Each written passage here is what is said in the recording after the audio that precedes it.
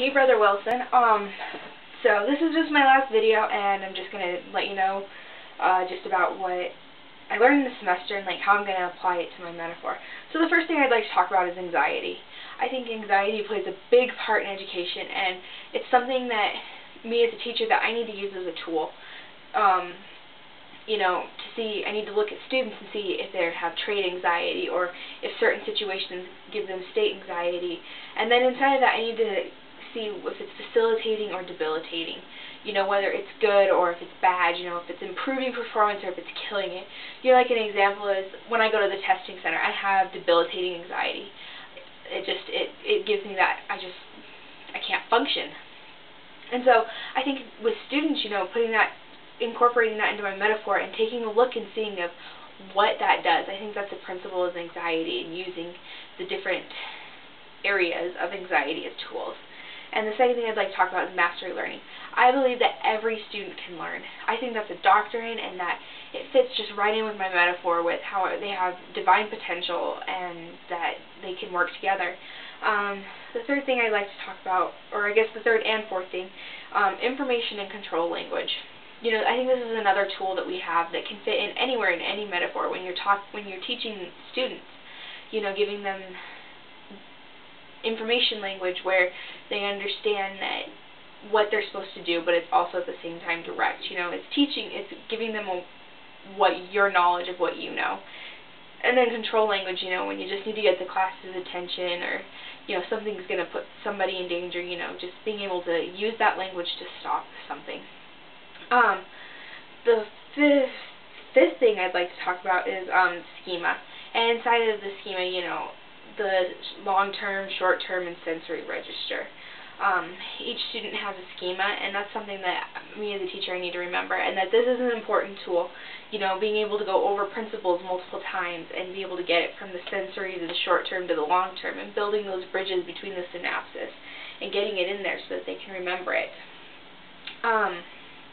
The next thing I'd like to talk about is motivation, intrinsic and extrinsic. I think that these are very important. You know, some students are more motivated than others, and inside of themselves, they're motivated by themselves, and that they need to be pushed to keep that motivation, and using your enthusiasm and anything like that to keep that intrinsic motivation there. You know, it helps learning. It's better when they're intrinsically motivated. So when you find a student that's not intrinsically motivated, I think using extrinsic motivation to eventually get them to intrinsic motivation is another tool. Self-efficacy is something else I believe is very important.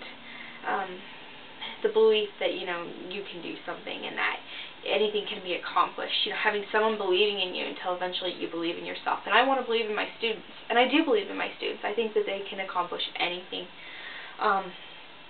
Attribution theory is the next one I'd like to talk about, and I think that, you know, how students attribute their failures and success.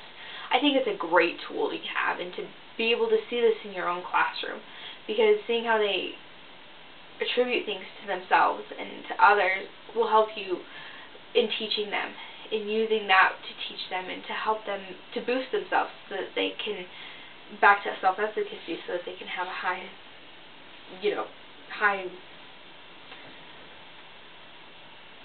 motivation and be able to have that high belief in themselves. Learned helplessness. I find I do this a lot. This is something that I need to watch for, because I like to do things. If you can't do it, I'm going to do it for you.